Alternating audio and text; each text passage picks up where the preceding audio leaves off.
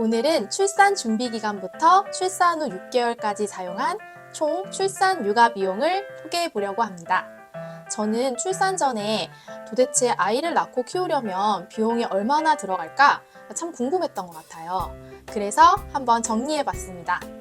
출산 후 6개월이 지난 현재까지 비용은 얼마나 들었는지, 그리고 지출한 비용은 정말 꼭 필요한 것이었는지 하나하나 리뷰해 볼게요. 비용은 크게 출산 전, 출산 및 산후조리, 출산 후 이렇게 3개로 시기를 나누어 정리를 하였고, 세부적으로는 카테고리, 물품명, 구매 수량, 브랜드, 금액, 그리고 지출 시 참고하면 좋을 내용들로 구분해서 정리했습니다. 가장 먼저 의류인데요. 아기 옷은 거의 대부분 선물을 받았는데 조리원에서 퇴소 후에 바로 입히기에는 사이즈가 좀 커서 신생아용 바디수트 5벌과 그리고 예방접종 등 짧은 외출 시에 입힐 우주복과 네이 3벌을 구매했습니다. 그리고 손수건과 기저귀는 밤부베베 제품을 구매를 했는데요. 사은품으로 들어온 손수건과 그리고 옷을 선물 받을 때 함께 증정된 손수건 등을 포함하니까 총 50개 정도 손수건이 되는데 실제로 사용해보니 그렇게까지 많이는 필요하지 않은 것 같아요. 제가 생각하기에 20장에서 25장이면 충분한 것 같고, 청기저귀 같은 경우에도 2~3장이면 여유 있게 쓸 수 있어요. 그리고 신생아 시기에는 모유나 분유가 목으로 흘러들어가서 발진이 생기는 경우가 많은데 저는 그걸 예방하기 위해서 턱받이를 4장 구매를 했고요. 그리고 여기서부터는 제가 임신 기간과 그리고 출산 준비를 위해서 필요했던 제품들이에요. 수유 나시와 수유 브라는 모유 수유 여부와 관계없이 저는 굳이 필요하지 않은 제품인 것 같고요. 그런데 굳이 구매를 한다고 하면 수유 나시가 훨씬 더 유용할 것 같아요. 그리고 양말은 수면 양말의 경우 땀 배출이 원활하게 되지 않아서 좀 답답하기 때문에 면 소재로 된 모봉제 양말을 구매하시는 걸 추천드려요. 압박 스타킹은 조금 가격대가 있는데 임신 기간 중에 병원에서 한 개는 의료용 처방을 받을 수가 있어요. 그렇게 구매하면 훨씬 저렴하니 꼭 확인해 보시고 구매하시는 걸 추천드려요. 그 다음은 침구류인데요. 방수 패드와 방수요는 물려받은 걸 써보니 너무 유용해서 기저귀 가리대에 설치할 용으로 하나 구매를 했어요. 그리고 역류 방지 쿠션은 신생아 시기에는 그렇게 많이 사용을 하지는 않았는데 오히려 시간이 지날수록 사용 빈도가 높아지는 육아용품 중 하나예요. 역류 방지 쿠션에서는 수유를 주로 하다 보니까 아기가 분유를 개워내거나 침을 많이 흘리는 경우가 있고, 이럴 경우에 커버 안에 있는 솜까지 스며드는 경우가 많아요. 그렇기 때문에 중고를 드리는 것보다는 새 상품을 구매하시는 걸 추천드려요. 그리고 소재 같은 경우에는 길게 사용하는 게 아니라 짧은 시간 눕혀놓는 제품이기 때문에 크게 중요하지 않을 것 같아요. 블랭킷은 실내에서 사용할 용과 외출 시에 사용할 용 각각 하나씩 총 2장 있으면 편해요. 아기 베개는 돌 전까지는 베개 사용을 권장하지 않기 때문에 구매하지 않으려다가 높이가 거의 없는 베개로 2장 구매를 했는데, 아기들이 사실 잘 때 처음 눕혀놓은 자세 그대로 자지 않기 때문에 베개를 베는 경우가 거의 없더라고요. 그래서 아기 베개도 굳이 구매는 하지 않아도 좋을 것 같아요. 다음은 수유용품인데요. 수유용품 같은 경우에는 완전 모유 수유를 하느냐, 혼합 수유를 하느냐, 그리고 완전 분유 수유를 하느냐에 따라서 필요한 용품과 수량이 달라질 것 같아요. 저 같은 경우에는 혼합 수유를 했고 그에 맞게 용품과 수량을 구매했습니다. 가장 먼저 젖병과 젖꼭지는 아기마다 선호하는 게 다를 수 있다고 해서 대표적인 브랜드인 더블아트와 헤겐을 각 2개씩 구매를 했고요. 그리고 분유 같은 경우에는 신생아 시기부터 지금까지 쭉 앞타밀을 독일 직구에서 먹이고 있어요. 앞타밀 같은 경우에는 핫딜이 굉장히 자주 뜨는데 통당 27,000원에서 28,000원 선에서 구매를 하면 적당한 것 같아요. 그리고 제가 매번 육아용품 추천 영상에서 추천하는 것 중에 하나인 분유 제조기인데요. 저는 10ml 단위로 조유가 가능한 브라비 제품을 구매를 했고, 신생아 시기부터 수유 횟수가 4번으로 줄기 전까지 굉장히 유용하게 잘 사용했어요. 그리고 그 다음은 분유 포트인데요. 분유 포트 같은 경우에는 분유 제조기가 있다 하더라도 분유 제조기 안에 넣는 물은 끓여서 식혀서 넣어야 되기 때문에 굉장히 유용했고 3개월 이후부터는 외출이 잦아지다 보니 외출 시에 분유를 탈 용도로 물을 끓여서 담아가기에 너무 좋았어요. 그 다음은 목욕과 위생용품이에요. 신생아 시기에 아기 욕조는 씻김용과 헹굼용으로 대야가 2개 필요해서 집에 대야가 하나 있었기 때문에 헹굼용으로 아기 욕조를 하나 추가로 구매를 했고요. 아기 손톱을 관리하기 위한 손톱 가위와 네일 트리머는 각각 하나씩 구매를 했는데 저는 사실 아직까지도 네일 트리머는 사용하지 않고 있어요. 그리고 아기 면봉은 신생아 시기에는 노시보와 같은 콧물 흡입기는 사용을 하지 않는 것이 좋다고 해서 아기 면봉을 구매를 했었고요. 저는 사실 지금도 콧물 흡입기보다는 입구에 나온 코를 그냥 아기 면봉으로 가끔씩 제거해주고 있어요. 구강 티슈는 사실 신생아 시기에는 거의 사용할 일이 없는데요. 지금은 이제 이서가 이유식을 하고 그리고 아랫니가 하나 올라왔어요. 그러다 보니까 매일 양치를 해주고 있는데 그때 굉장히 유용하게 사용하고 있어요.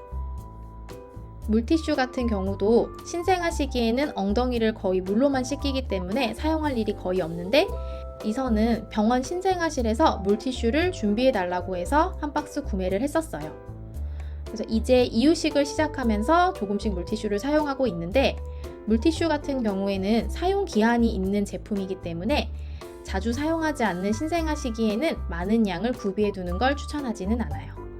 콧물 흡입기는 노시보 제품을 구매했는데 저는 그때도 지금도 이 제품은 빨리 사는 게 핫들이다 라는 말에 동의해요. 그렇기 때문에 구매하실 계획이 있다면 재고가 있을 때 미리 구매하시는 걸 추천드려요. 그리고 기저귀는 조리원에서는 보통 1단계 기저귀를 사용을 하는데 1단계 기저귀 같은 경우에는 조리원 퇴소 후에는 거의 사용을 하지 않는 경우가 많기 때문에 미리 구매하시는 것보다는 조리원에서 사용을 해보시고 구매를 하는 걸 추천드려요. 이서 같은 경우에는 1단계를 조금 더 사용을 해도 괜찮을 것 같아서 조리원 퇴소 시에 저렴하게 한 팩을 구매했어요. 만약에 기저귀 브랜드나 사이즈가 고민이 되신다면 하기스 허그박스 같은 샘플 신청을 적극 활용하거나 또는 브랜드나 사이즈별로 3-4개씩 소량 구매해서 써볼 수 있는 사이트가 있어요. 그런 사이트에서 구매해서 사용해 보시고 맞는 걸 구매하시는 걸 추천드려요. 마지막은 기타 카테고리인데요. 저는 신생아 낙상을 대비해서 조리원 퇴소 전에 바닥 매트를 미리 집에 설치해 두었어요. 그리고 아기띠는 에르고 베이비 제품을 당근으로 구매를 했는데 신생아 시기에는 가급적 사용을 권장하지 않고 있기도 하고 그 이후에도 이서가 아기띠를 별로 좋아하지 않아서 자주 사용을 하지는 않았는데요. 4개월 이후부터 이제 외출 시기가 잦아지면서 좀 사용 빈도가 높아지고 있어요. 유산균은 비타민 D가 함께 포함된 바이오 가이아 제품을 사서 먹였었는데요. 입에 직접 떨어뜨릴 수 있는 튜브 형태가 신생아 시기에는 먹이기에 편리해요. 체온계는 고막형과 겨드랑이형 2가지를 구비했는데요. 신생아 시기에는 고막형 체온계는 체온 측정이 정확하지 않은 것 같아서 주로 겨드랑이에 측정하는 체온계를 더 많이 사용했어요. 그리고 이서는 신생아 시기부터 지금까지 쭉 분리수면을 하고 있는데요. 분리수면 시에 아기를 관찰하는 용으로 침대 머리맡에 고정형 베이비캠을 하나 설치를 했고요. 지금은 낮잠 시간이 줄면서 낮에 거실에서 활동하는 시간이 늘어나다 보니까 거실에 회전형 베이비캠을 하나 더 설치하는 걸 고민 중이에요. 그 다음은 출산 및 산후조리에 지출한 비용이에요. 여기에는 출산 시 병원에서 지출한 비용과 산후조리원에서 지출한 비용이 포함이 되어 있어요. 저는 굉장히 파란만장한 출산기를 겪었는데요. 양수가 갑자기 터져서 가족 분만실에서 6시간 동안 자연분만 진통을 하다가 아기에게 위급한 상황이 생겨서 응급제왕을 한 케이스예요. 그렇다 보니까 분만 및 입원 비용에 가족 분만실 1일 비용과 제왕절개 수술비 그리고 수술 후 입원한 7일 입원 비용이 포함이 되어 있어요. 그래서 입원비는 234만 3,100원이 나왔고요. 그리고 이서가 태어나자마자 좀 호흡이 불안정해서 니큐에서 산소 치료를 8일 동안 받았어요. 그래서 그 입원 비용이 21만 4,620원이 나왔습니다. 산후조리원은 2주 동안 이용을 했고 2주 비용이 352만 원이에요. 그 다음은 출산 후 6개월 동안 지출한 비용인데요. 가장 먼저 의류 및 화장품이에요.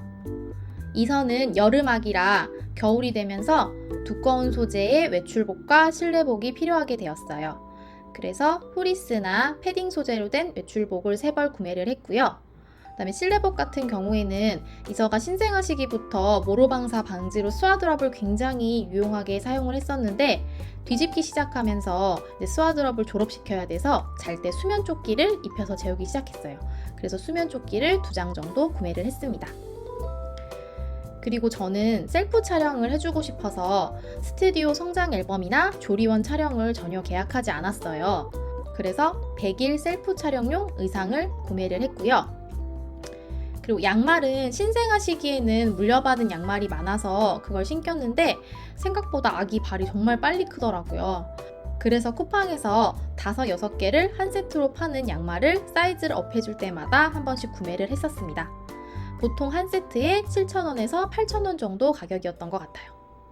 그리고 이서는 조리원에서 퇴소 후에 집에 와서 태열로 한 2주 동안 고생을 했었는데요. 기존에 집에 있는 수딩젤과 크림을 섞어 발라줘도 크게 효과가 없었어요. 그래서 추천을 받아서 제로이드 MD 크림을 구매를 했고요. 이 크림 같은 경우에는 저는 급해서 그냥 인터넷으로 구매를 했는데 병원 처방이 가능한 제품이더라고요. 그래서 병원 처방을 받을 시에는 실비 적용이 가능해서 제가 구매한 가격보다 훨씬 저렴하게 구매할 수 있어요. 그리고 이서가 통잠을 자기 시작하면서 밤잠 기저귀를 착용하는 시간이 길어지다 보니까 기저귀 발진이 좀 생겼는데요. 경미한 발진 같은 경우에는 비판텐으로 충분히 잡을 수 있었지만 좀 심할 경우에는 좀 비판텐이 효과가 없어서 이것도 주변에서 추천을 받아서 저는 수도크림과 무스텔라 비타민 크림을 하나씩 구매를 했습니다. 그 다음은 침대 및 침구류인데요. 제가 출산 후 6개월 동안 사용한 비용 중에 가장 잘 사용했다라고 생각되는 비용이에요. 신생아 침대를 졸업할 시기가 되면 보통 다음 침대를 고민을 많이 하시는데 대부분은 범퍼 침대로 많이 교체를 해주시는 것 같더라고요. 근데 저는 범퍼 침대가 사용 기간이 짧다는 게 좀 많이 마음에 걸렸어요. 그래서 남편이랑 상의한 결과 좀 오랫동안 쓸 수 있는 침대로 바꿔주자라고 결정을 했고 그 시기쯤에 이서가 저희가 사용하는 침대에서 너무 잠을 잘 자는 거예요. 그래서 저희가 쓰는 매트리스와 동일한 매트리스로 교체를 해주기로 했습니다. 그래서 템퍼 브랜드의 매트리스를 싱글 사이즈로 구매를 했고요. 침대 프레임 같은 경우에는 수납장이 있으면 좋을 것 같아서 3위 가구에서 수납장이 달린 프레임으로 구매를 했습니다. 그리고 프레임에다가 매트리스까지 있다 보니까 침대 높이가 좀 돼서 낙상의 위험이 있을 것 같아서 침대 가드도 추가로 구매를 했어요. 그 다음은 수유 및 케어 용품이에요.